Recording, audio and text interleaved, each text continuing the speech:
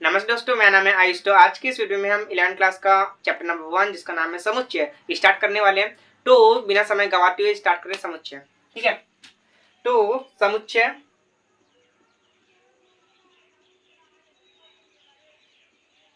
जिसको हम इंग्लिश में सेट्स के नाम से जानते हैं। ठीक है, समुच्चय जिसको हम इंग्लिश में सेट्स कहते हैं। ठीक है, सेट्स यानी आपको पता है ना, सेट्स यानी हम क्या कहते हैं, संग्रह। सेट्स को हम संग्रह कहते हैं ना। जैसे कि मान लो मैं सेट्स का मीनिंग ओनली मीनिंग बता रहा हूं। मैं सेट्स का मतलब, समुच्चय का मतलब, समुच्चय जो हिंदी है, सेट्स का मतलब मैं बता रहा हूं। तो सेट्स होता क्या है? तो सेट्स मान लो कि मैं आपको एक एग्जांपल के तौर पे समझाता हूं। ये मेरे पास मार्कर है, इसके दो मार्कर है। मैं क्या बोलूंगा, इसको एक जोड़ा समझ लो। जोड़ा है ये दो मार्कर है। ये दो मार्कर, एक मेल है फीमेल है, तो मान लो एक जोड़ा है। ठीक है, ये जोड़ा हो गया एक मेरे पास। तो उसी प्रकार इसको मैं सेट्स कह सकता हूँ। मेरे पास दो पेन है। आपको कितना पेन दिख रहा है? दो पेन दिख रहा है। मेरे को कितना दिख रहा है? दो ही दिख रहा है भाई। ठीक है, ये एक सेट है। ठीक है, दो पेनों का सेट एक समुच्चय है। ठीक है, अब मैं एग्जांपल के तौर पे बनाना चाहूंगा सेट्स। एग्जांपल सेट्स जैसे हम घर में बोलते हैं 1 दर्जन केला। जैसे मान लो कि एक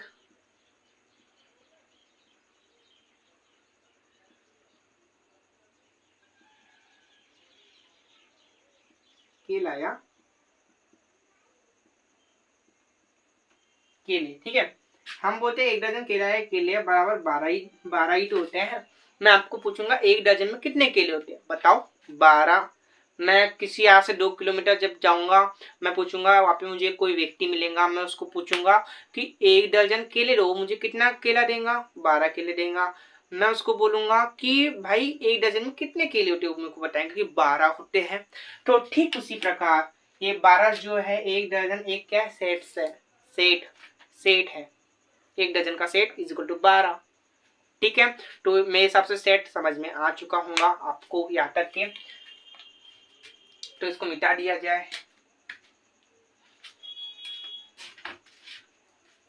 तो सेट्स समझ गया, समुच्चय समझ गया। ठीक है, समुच्चय सेट्स एक ही होता है।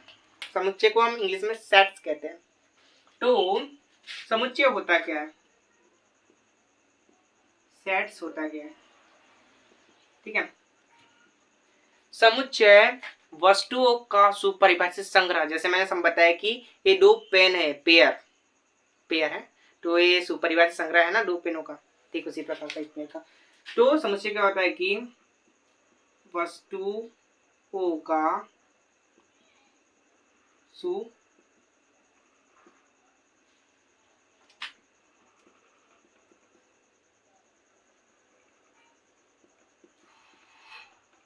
संग्रह। समुच्चय क्या होता है? वस्तुओं का सुपरिभाषित संग्रह ही समुच्चय होता है। ये नोट कर लो फटाक से बात यार, बहुत मजेदार तरीके से पढ़ने वाले ऐसे ही पढ़ेंगे, बिल्कुल इजी तरीके से पूरे साल। क्या? मैथ्स। वस्तुओं का सुपरिभाषित संग्रह समुच्चय, जिसको हम सेट्स के नाम से भी जानते हैं।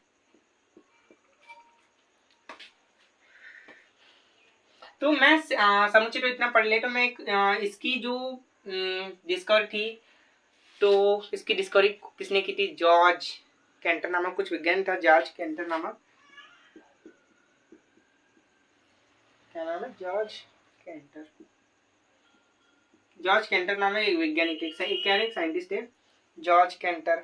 ठीक है, जो एक गणितज्ञ थे, साइंटिस्ट गणितज्ञ थे, जिनका जन्म कब हुआ था?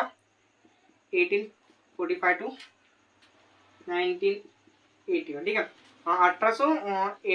1845 में इनका जन्म हुआ, 1918 में इनकी डेथ हो गई थी इसकी।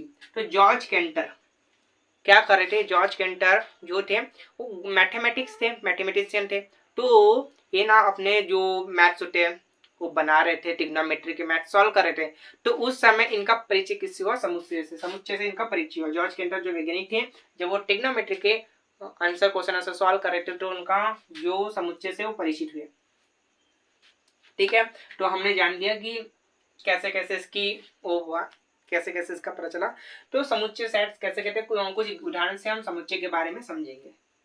समुच्चय के बारे में समझेंगे। ठीक है, समुच्चय की एग्जाम्पल लेंगे हम, तो आपको समुच्चय में क्लियरिटी होंगी। जैसे एग्जाम्पल नंबर 1, ठीक है, एग्जाम्पल इजी डाल दो, एक्सरसाइज हो दो। ठीक है,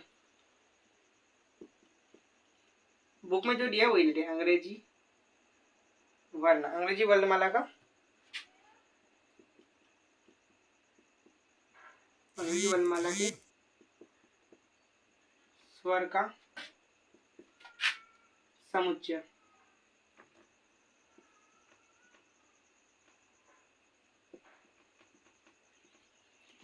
अंग्रेजी वर्णमाला में स्वर है, आप बताओगे कि ए ई आई ओ यू जो है अपने स्वर है। अंग्रेजी वर्णमाला में कितने स्वर है? 5 स्वर है। कौन से? ए ई आई ओ यू, ये 5 ही तो है। ठीक है, मान लिया 5 है। ठीक है, मैं समुच्चय भी समझाऊंगा, बहुत डीप में जा रहे हैं हम, तो शांत बैठ जाओ और सुनो मेरी बात से। मैं ए आई ओ यू अंग्रेजी वर्णमाला के स्वर है, यहाँ से मैं स्कूल गया, मुझे कंफ्यूज हो रहा था कि सर कुछ अलग, मेरे को तो पता है कि समुच्चय ए ई आई ओ यू मतलब कि अंग्रेजी वर्णमाला के स्वर हैं।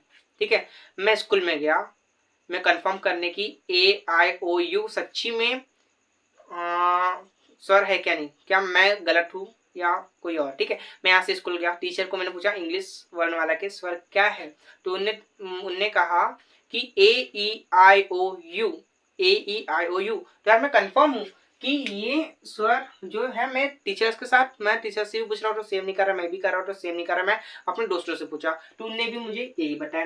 तो क्या हो रहा है कि जो समुच्चय जो होता है कि समुच्चय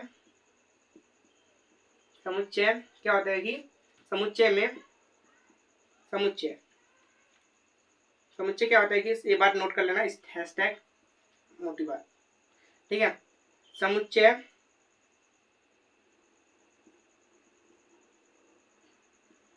व्यक्तियों के साथ नहीं बदलता।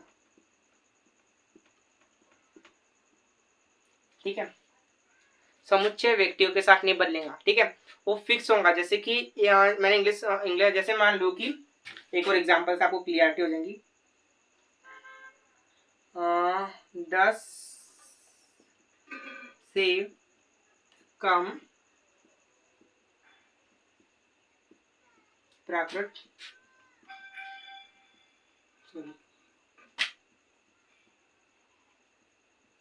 संख्या, तो 10 से कम प्राकृत संख्या। ठीक है, बताओ 10 से कम प्राकृत संख्या कौन सी हो गई? आप बोलोगे 1 2 3 4 5 6 7 7 8 9 10। 10 लेना है क्या नहीं लेना? 10, क्योंकि 10 से कम बोला तो 10 को हम नहीं ले सकते। तो देखो 10 से कम प्राकृत संख्या एक से लेकर 9 तक के। अब मैं स्कूल गया फिर से, तो मैंने मैडम से पूछा कि मैम मुझे बताओ कि मुझे 10 से कम प्राकृत संख्या बताओ। तो मैडम ने कहा, मैं कंफर्म इसको ही कंफर्म करने के लिए गया, मैडम ने कहा 10 से कम प्राकृत संख्या बताओ। मैंने पूछा मैम से, तो मैम ने मुझे बताया कि 10 से कम प्राकृत संख्या 1 2 3 4 5 6 7 8 9। तो यार मेरे हिसाब से तो इतनी ही है। फिर मैं अपने दोस्तों से कंफर्म किया कि यही मेरा आंसर राइट है क्या नहीं। तो मैंने कंफर्म क्या किया, तो मैंने उनसे पूछा कि 10 से कम प्राकृत संख्या यही है। हाँ, उन्होंने भी बताया कि 1 2 3 4 5 6 7 8 9 जो है प्राकृत संख्या है। तो इससे मुझे क्लियरिटी हुई कि मैं जो कर रहा हूँ ये समुच्चय है। इसका समुच्चय, क्योंकि ये व्यक्ति के अनुसार नहीं बदलता, क्योंकि ये व्यक्ति के अनुसार साथ नहीं बदलता। ठीक है, ये समुच्चय है। तो यहाँ तक कि मुझे पता है कि आपको समुच्चय की बात समझ में आ गई होंगी।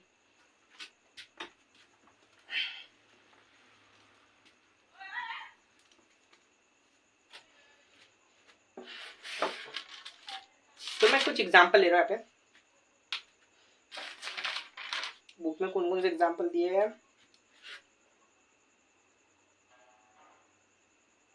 एग्जांपल 10 से फिर से 10 से कम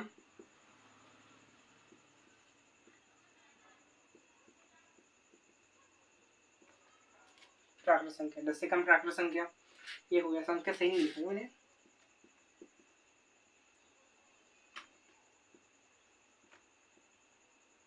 संख्या, ठीक है। 10 से कम प्राकृत संख्या, एक क्वेश्चन हो गया।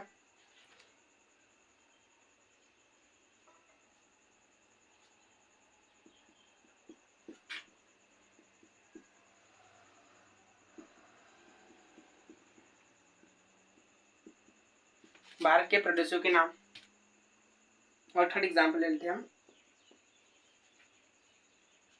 थर्ड एग्जाम्पल ले लेते हैं।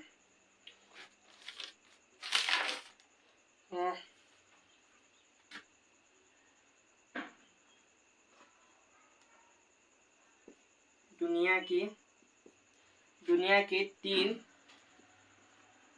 सबसे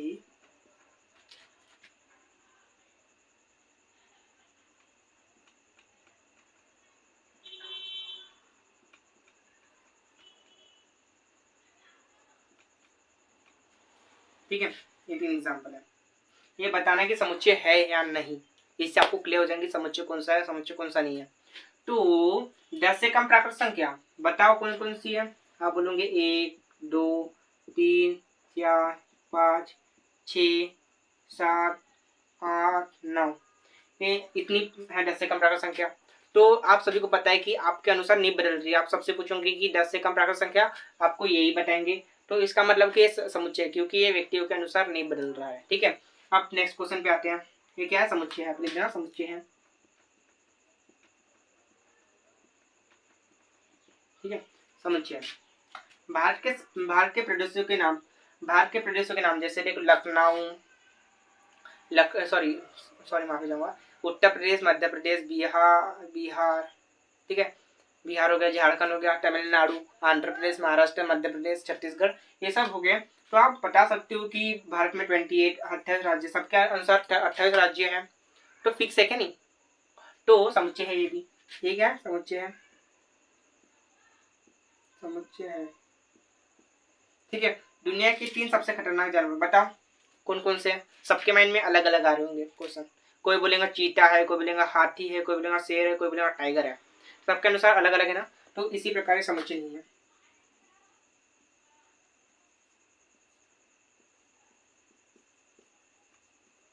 तो दोस्तों, यहाँ तक के आपको समझ में आ चुका होगा। तो हम अगली क्लास में हम आगे करेंगे। Thank you, watch the full video. तो यार, यदि आप हमारे यूट्यूब चैनल पर नए होंगे तो प्लीज़ सब्सक्राइब करो, क्योंकि हम भी बहुत आगे तक के चलेंगे आपके साथ। हम बहुत आगे तक के पहुँचेंगे, प्रॉमिस यार। Thank you.